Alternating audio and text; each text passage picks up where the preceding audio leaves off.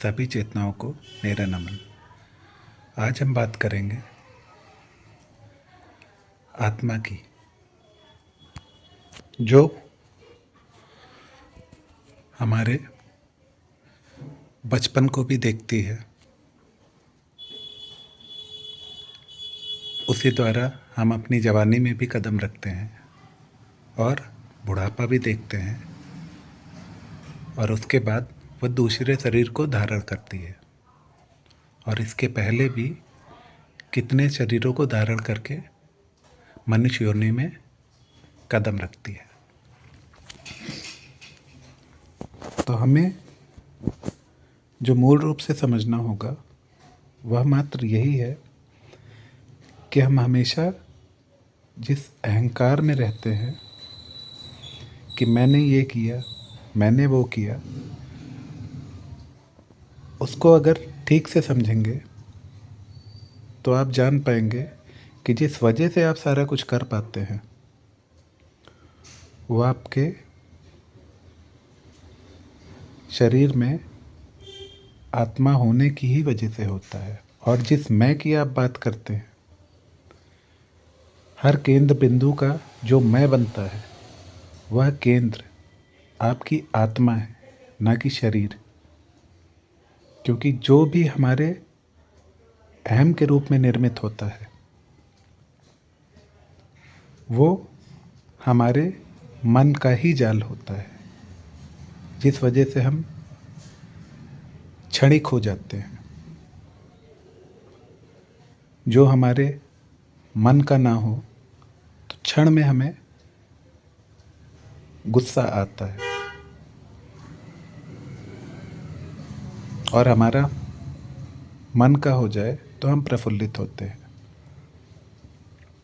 तो हमें सबसे पहले मूल रूप से जो समझना होगा वह यही है कि हम अपने आप को शरीर ना मानकर आत्मा को समर्पित हो।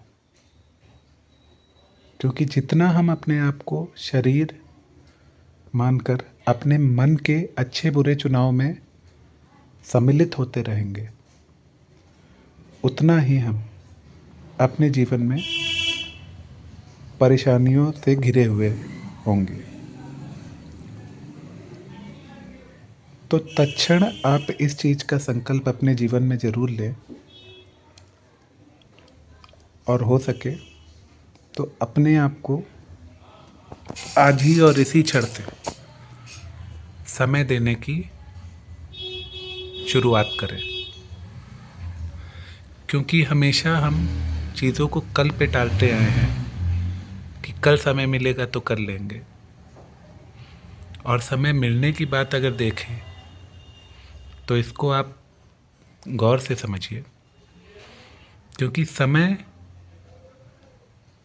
आपके पास होता है हर उस चीज़ के लिए जहाँ पर आपको आपका मन खींच के ले जाता है। जो मन आपका करता है, जो आप करना चाहते हैं, उसके लिए आपको पूरा समय मिलता है वो चीज़ करने के लिए। तो आप चुनाव इस चीज़ का करिए कि जिस वजह से आप अपने मन की कर पा रहे हैं, क्या आप वो सही कर रहे हैं? क्योंकि सही गलत का चुनाव ही करना कहीं ना कहीं उस परमात्मा के अंश के साथ भेदभाव होता है, क्योंकि हम अपने मन की कर रहे होते हैं। और मन का किया हुआ चुनाव हमेशा उसी आदत को दर्शाता है जो हमारे बचपन से एक उम्र तक, जिस भी उम्र में आप होंगे उस उम्र तक होती है। क्योंकि एक छोटी सी ठोकर भी आपको अपने प्रति भाव विभोर कर सकती है। फर्क ये नहीं पड़ता कि आपको किस समय की ठोकर क्या देगी, मायने ये रखते हैं कि आपकी समझ अपने आप को लेकर कितनी गहरी है। वास्तविकता में यदि आपको अपनी पहचान को पूरा करना है तो आप सर्वप्रथम अपने आप को आत्मरूप ही जानें। क्योंकि जब आप अपने आप को आत्मरूप जानना शुरू करते हैं और अपने ध्यान की पद्धति को आगे बढ़ाते हैं, तब आप ये महसूस कर पाते हैं कि आपका मन किस गति से चलता है और आपके मन में उठते हुए विचार सिर्फ आकाश में उठ रहे बादल के समान है, अन्यथा कुछ और नहीं। इसलिए आप जो चीज़ बाहर खोज रहे हैं कि आपको शांति बाहर किसी चीज़ में मिल जाएगी, वह आप यदि अपने भीतर खोजें तो वह शांति जो होगी वो सदैव के लिए आपकी अपनी होगी और आप अपने जीवन में एक नए कल की शुरुआत कर पाएंगे। क्योंकि हर व्यक्ति अपने द्वारा कई लोगों से जुड़ा हुआ है। यहाँ स्त्रियों के प्रति अगर मैं देखूं तो स्त्रियां मूल रूप से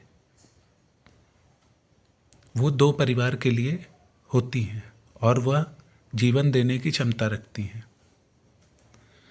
तो स्त्रियां यदि अपना चुनाव करती हैं तो वह मूल रूप से एक नव जीवन की निर्माता होंगी। क्योंकि आप अपने बच्चे को जैसा पाना चाहते हैं, जैसा चाहते हैं,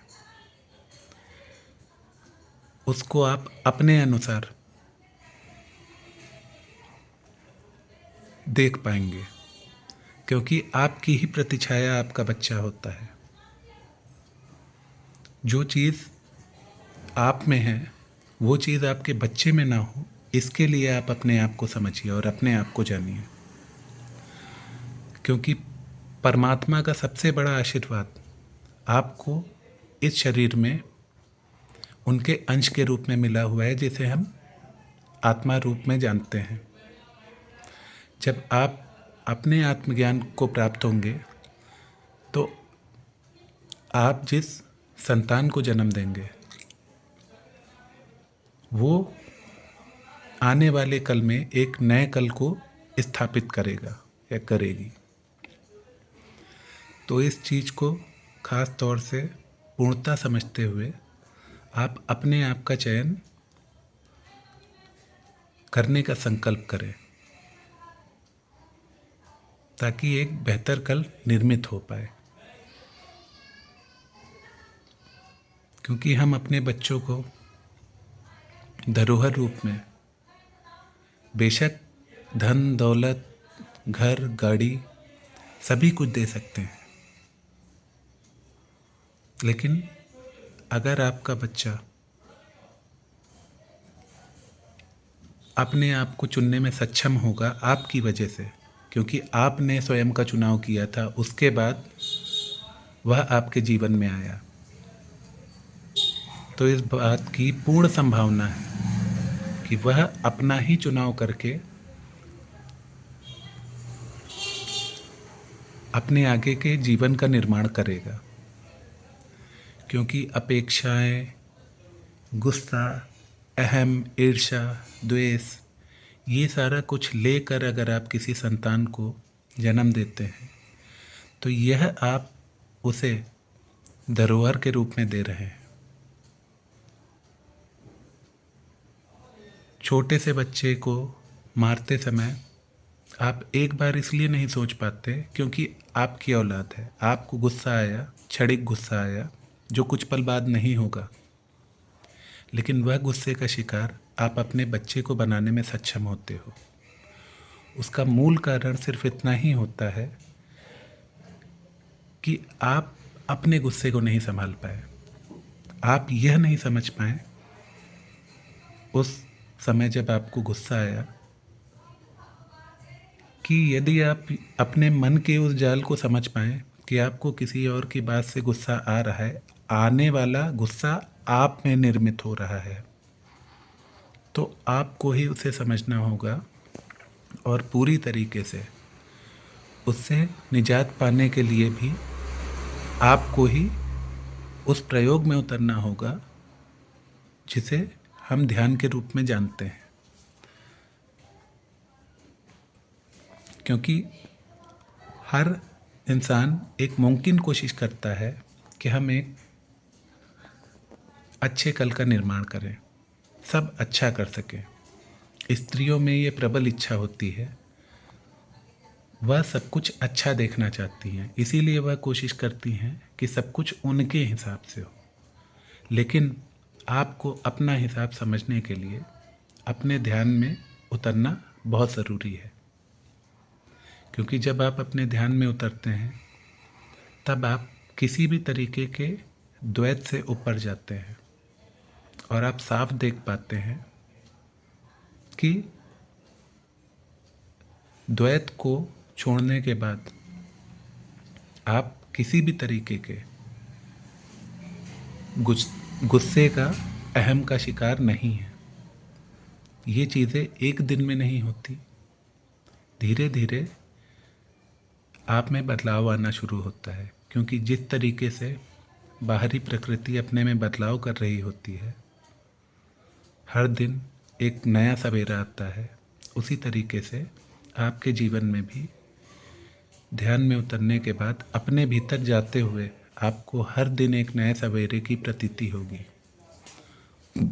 और आप एक नए कल की ओर आगे बढ़ रहे होंगे। और आपको ईश्वर का वो आशीर्वाद हर किसी को मिला हुआ है जिस द्वारा आप अपने ध्यान में उतरकर अपने आप को जान सकें और अपने आप को नए कल की ओर अग्रसर करें। क्योंकि आज हम मनुष्य जीवन में हो के भी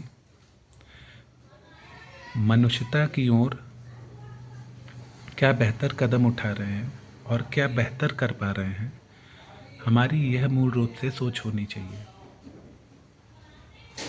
क्योंकि जब आप स्वयं का चुनाव करते हैं तो आपका नज़रिया वह नहीं रह जाता जो आज तक था। वह नज़रिया अपने हित को लेके दूसरों के हित के लिए होता है। क्योंकि मानव जीवन में हमारा सभी के प्रति प्रेम होना, जीव जंतु, इंसान, सभी के प्रति, क्योंकि प्रेम परमात्मा का दिया वो आशीर्वाद है जो मनुष्य के लिए किसी वरदान से कम नहीं।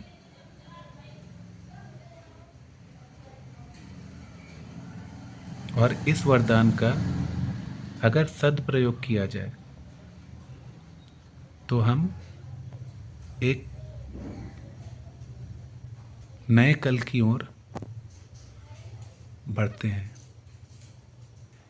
और जो कामनाएं हम अपने बच्चों के लिए करते हैं वो हमें सच होती हुई दिख रही होती हैं। क्योंकि आप जो कुछ भी आप अपने जीवन में कमाते हैं, पैसा, रुपया, धन दौलत, सारा कुछ वो खुद कमाने योग्य होता है। क्योंकि आपने उसे जो दिया वह उसका खुद का चुनाव था। क्योंकि आपने अपने आप को चुना और आपका चुनना ही आपके बच्चे को अपने आप को चुनने के लिए अग्रसर कर निकला था।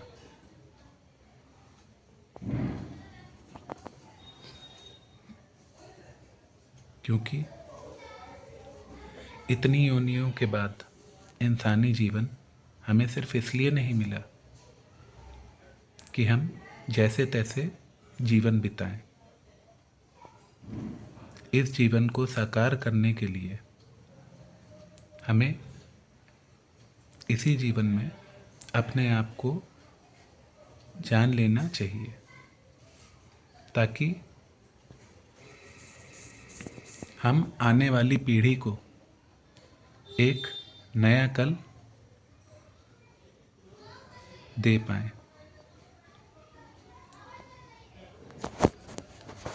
हे ईश्वर परमपिता सबको सद्बुद्धि दे।